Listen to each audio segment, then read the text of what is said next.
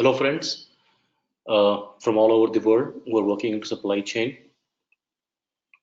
So as promised since a long time that we are going to come up with a video on supply chain interviews. So we are actually planning to package this supply chain interview in two parts, part one and part two. So the part one is all about what are the focus areas which the candidate and the interviewer will focus on. Okay. The second part, we will actually come up with the questions and the answers. So what will be the questions and what should be the way those questions to be answered, right? So those two areas, those two parts will be actually covering up in a sequence way. So this part is only about what should be the focus areas for for a interviewer and for the candidate. Okay, so we would like to also request you to subscribe our YouTube channel, which is SCM Radio M, which is mentioned over here. Let's move on to our next slide.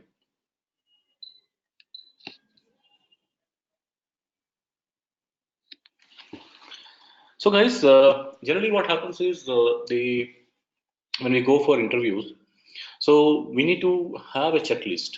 Means are we are prepared for the interview or not?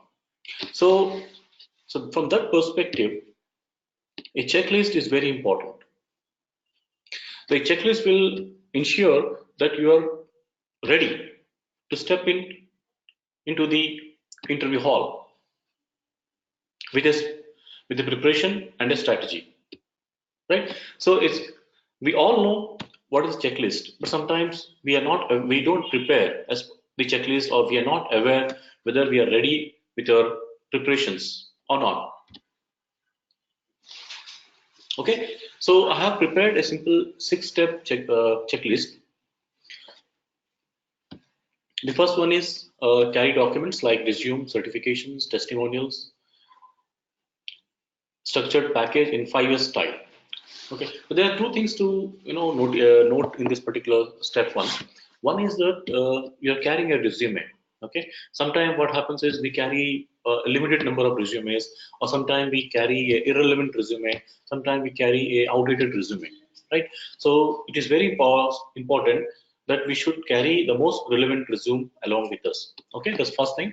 Also, second thing is that we should carry more than one number of resumes. Suppose you are carrying a single resume, but sometimes what happens is those resumes are being taken by the interview board. Okay, and suppose if the HR wants another copy, or you might be talking to some other candidate in the interview hall who might be having a opportunity, right, in the company. So you can also hand over the resume to that person. Okay, so you should always carry more than one resume along with you. Okay, and also you have to check that the most relevant resume, okay, which matches the job description, and that should carry along with you. Second part is the certifications, right? So you might be having your degrees or some supply chain certifications, some statistical certifications, some 5S certification or 6 Sigma certifications. So the interviewer would like to see the original copies of those certifications. Also, you can carry the Xerox copies of the certification, because sometimes the interviewer would like to keep those certifications along with them. So do carry those certifications along with yourself when you're going for the interview. Third one is the testimonials. The testimonials are very important because it shows that you are being endorsed for your achievements, right? By your colleagues, by your higher management, by your friends, by any certifying authority. So the testimonials is also going to be very useful for you if you carry along with yourself and show it to the interviewer board. Okay, the testimonials are very important. But when you are taking all those documents in a file, so make sure that you're carrying all those documents in a structured manner. Okay, either you can keep the resume on the top, certifications on the second layer, and testimonials on the third layer. Okay, or you can also keep it other way. But you should be aware that what is the particular structure which is being used on your file. Okay, so that is called the 5S style. So this particular, if suppose in case you're going to the in front of the board and you're looking for the documents, so that actually shows the inorganized mind to the interview board. So that will be a problem. Okay, so have a follow a 5S style, which is a lean manufacturing style. So you can apply the lean manufacturing style in your packaging. Okay, that's very important. Second step is the proper clothes, iron clothes, or your clothes is not having any order. So very important that you having a proper clothes, means your shirt and pant having a matching. Okay, you should not wear jeans. If you should have proper formal clothes, you should not wear any other kurta pajama kind of stuff. Because uh, when you are going to office, it is a the office is a global working space. Okay, so they would like to see a candidate who understand the global clothing style. So it's very important that you wear a global clothing style. Okay, and those clothes has to be ironed, and there should not be any order coming out of there, because so they see how structured the person is from this particular clothing style, ironing style, and the order style. Okay, so you also need to keep the pen in your shirt pocket, because in case if the interviewer is asking some questions to you or asking something to explain on a paper, you can take out the shirt. You can take out the pen. I'm sorry, you can take out the pen from the shirt and actually explain on the paper to the interviewer. So this shows your preparedness to the interviewer. Okay, because in the interview you will encounter situations where there will be a requirement of explanation of your logics or algorithms or your theories on a paper. So it shows that you are prepared for the particular test. So keep the pen in your shirt. Don't carry mobile, or if you're carrying the mobile, keep them into a silent or the flight mode. Okay, and don't carry the mobile on your hand, and don't keep the mobile on the table of the interviewer, because this shows that you are not completely available for interaction with the interviewer, because the interview table is meant for paper or a laptop or a pen, but not the mobile of the candidate. Okay, you should not carry mobile on your hand within your hands. Okay? You should keep the mobile either in your pocket, and if you're keeping a mobile in your pocket, then you should keep the mobile in the silent or the flight mode. Right? So step three, keep the smile on the face. It's very important that you look approachable, you look friendly. It's very important a person who is working in a group or in a team, he should be approachable. The smile on the face is a representation of how approachable you are, right? Walk gently. Okay, when you're working in a team, when you're working along with people, right, you need to walk gently, because you should not disturb other people. If you're creating sound while walking, you disturb the people who are working on the floor along with you. So this simple gesture represents that how aware you are when you're walking, because when you're working in a team, you need to walk gently so that the people who are working along with you should not get disturbed. Right? Sit comfortably. You should be comfortable while wherever you're sitting, whether you're sitting on the waiting hall, or you're sitting in the conference room, or you're sitting in the interview room. You should be comfortable while sitting, because if you are not comfortable, then you'll feel stress, the physical stress, and the physical stress is not good for the interview, right? Meet the people who are on the waiting room, or meet the people from the HR, meet the people in the interview room with very friendly, because the interviewer also looks that you are approachable.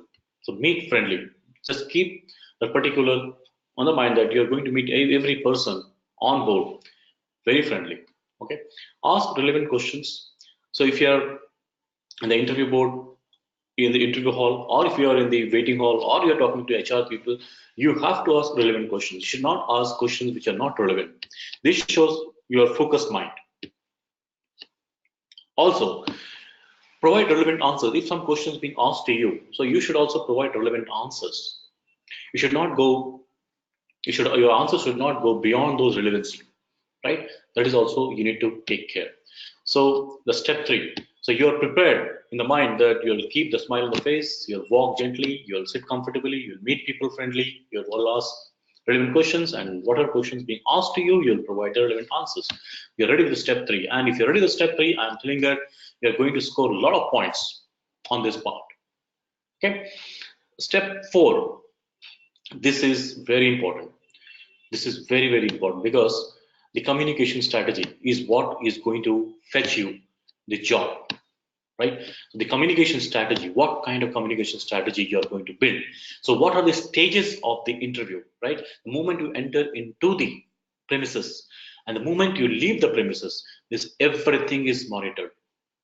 So you need to have a proper communication strategy with the team. If you think talking to a security guy at the gate, that also is relevant. If you're talking to a ward boy, is also very important, right? So the entire communication, you need to have, we have a plan, and the plan is that you are projecting yourself as a person who is friendly, who is focused, who is knowledgeable, right? That is very important. So you need to have that clarity in your mind that the point of entry to the point of exit, you're not going to deviate, and that discipline you have to maintain, right? If you break the discipline, you will be monitored, and that will go against you. And if you do not break the discipline, you will be monitored and it will go in favor of you. So, guys, the step 4 is very important too. So, step 3 and step 4 is going to give you 70% of the weightage. In step 5, plus to be honest. Generally, a lot of people are not honest during the interviews. And let me tell you very frankly, if you're not honest, it creates more pressure on your mind. It reduces the confidence level of the person who is not honest. It builds the pressure, it builds the stress. So if you're honest, it improves the communication exchange between the interviewer and the candidate and yourself, right? So just decide that you're going to be honest in your mind, because you need to get the right job, and the company also should get the right person. So this exchange should happen properly. Okay, you should get the right company and the company should get the right person. So be honest. Okay, and the last point is reduce or stop overthinking. The moment you do overthinking means you're not on the present, you're not focused on the interview stage. You're thinking something beyond the interview hall. You're thinking beyond the waiting hall. You're thinking beyond the company premises, right? So make sure that you will not think anything else other than the interview, or other than the people who are sitting in the waiting room, other than the people who are going to take your interview. So eliminate the distractions. Okay, very important. So if you approaching an interview with these 6 points as a checklist, I'm sure that you will have a lot better preparedness, right? So I'm just talking about the 6 points to improve your mental preparedness to the interview so that you score the maximum points. Of course, the knowledge you have on the subject, the performance you have done on the subject definitely matters. Okay, but if you are prepared with these 6 points, right, you can maximize your communication about your knowledge of the subject, right? So how to maximize your communication, your expression, your demonstration of your subject knowledge to the interviewer depends upon these 6 points, right? So guys, if you have any questions on these 6 points, you can write your questions on the comments box on the YouTube page, or you can also write to us on our email, that is krish@mathnal.com. So Krish spelling is KRISH @mathnal MATHNAL.com, right? So let's move to the next slide. Okay, so this is the final slide for this series, part 1. So we have to know that what a hiring manager is looking for from us, right? What they're looking for us. If you're going for an interview, we should, if we have the clarity what they're looking for us, from us, then you will prepare. You'll prepare yourself much better than when you don't know what they want from us, right? So this is what I want to give a clarity to you, that how what they look within you. So how they will test, will look at, how they test these areas, we'll see in the part 2. Okay, but let's discuss a little bit on these 7 points. Okay, so can you execute? So why they look, can you execute or not? So they will check. So they will give a task to you, and how efficiently you're doing a task, right? How, with what quantum of discipline you have in executing the task. Okay, so they might actually check your previous experience in gaining the evidence whether we are good in execution or not. So they might ask some questions from your previous experience, or they might give you some task on the current interview table which will test that whether you're good in execution or not. Okay, so very important, because in the leadership cycle, there will be a time when you have to follow the orders. So they will check how good you are in following the orders, and how good in you are actually processing the orders and reporting back to them in completion of the entire decision to execution cycle. Okay, the second point is, are you good in strategic or tactical decision making? So if you understand the leadership ladder, the topmost ladder is the strategic ladder, second ladder is a tactical ladder, and third ladder is an execution ladder. Okay, so they will be testing every individual who are working in the industry. The person has to work on all the 3 ladders, all 3 cycles or 3 layers. That's called strategic, tactical, and execution. So they will check that from the previous experiences which you have had in the, or mentioned in the CV, that what is the level of your strategic decision making. Okay, so what is strategic decision making? The long-term decisions. Long-term decisions means how you are planning a long-term decisions for a firm. Okay, tactical decision means how you are planning a mid-term and a short-term decision makings. Means how you're in, what kind of decisions you have made which are going to influence the company on a shorter term or a mid-term, right? So they will test from your previous experiences which you have mentioned in the CV, and what kind of strategic and tactical decisions you have taken for the firm. Or they might give you a task which will test your strategic and tactical decision making as well. So be ready that what is strategic decision making and tactical decision making, right? Be ready with that, and have at least 5 or 6 strategic decisions which you have taken and how it has influenced the company. Similarly, create a 5 or 6 tactical decisions which you have taken in the company, previous companies, and how it has influenced the firm in terms of performance. So create a list of strategic decisions you have taken. So it will help you to communicate or convey that you have done those, you have taken those decisions, right? The third is the most important: can you innovate? And why this is important? Because nowadays the firms or the products or services are getting outdated, right? So what was your performance? What was your inclination towards innovation? And how did you innovate? What was the impact of those innovations, right? So these days, supply chain managers are being tested on the innovation level. So you need to have the experiences, some of the experiences. If you have not done any kind of innovation in the previous company, so at least you have to get ready with some of the points on the innovation. So this shows that you are ready to apply those innovations if the opportunity comes to you from this job, right? So innovation is very important, because we can help your company to derive some products or services which are innovative. Means your competitors are not going to have similar kind of products or services.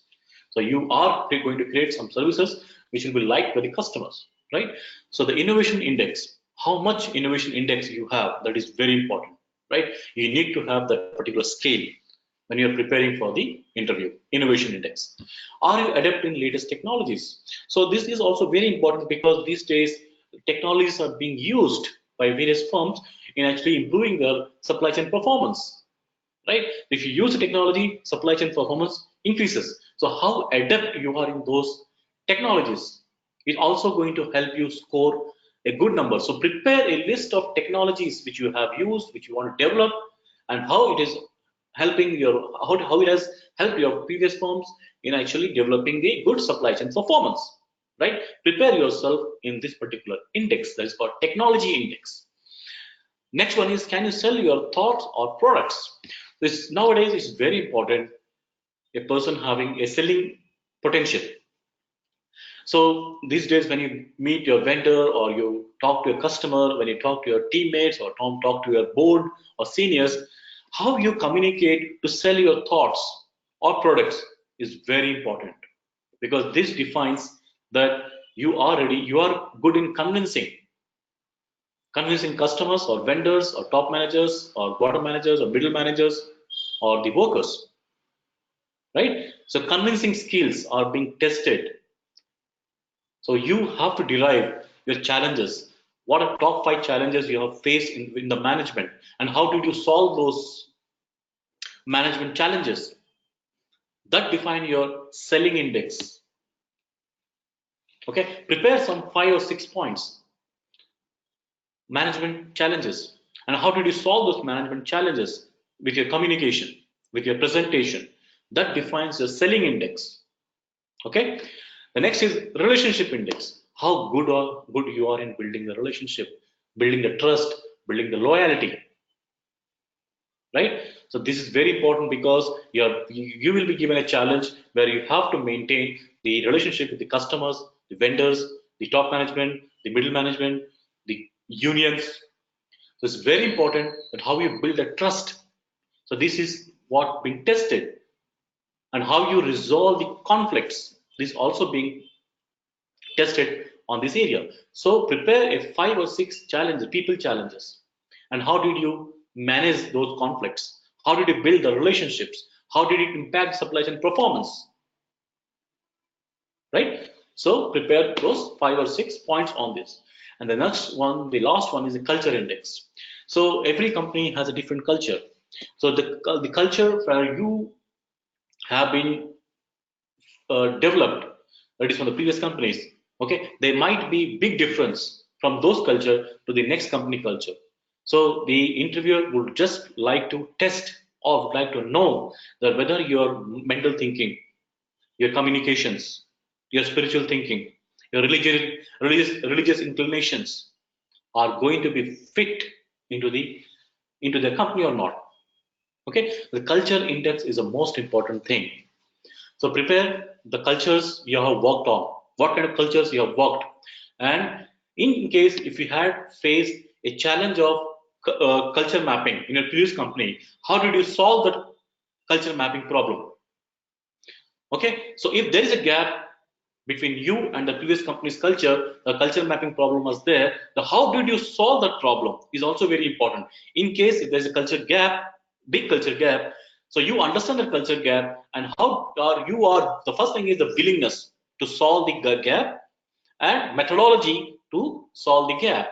So project that you are ready to understand the gap, you are willing to bridge the gap, and you have the methodology to bridge the gap. Okay, it's a culture index.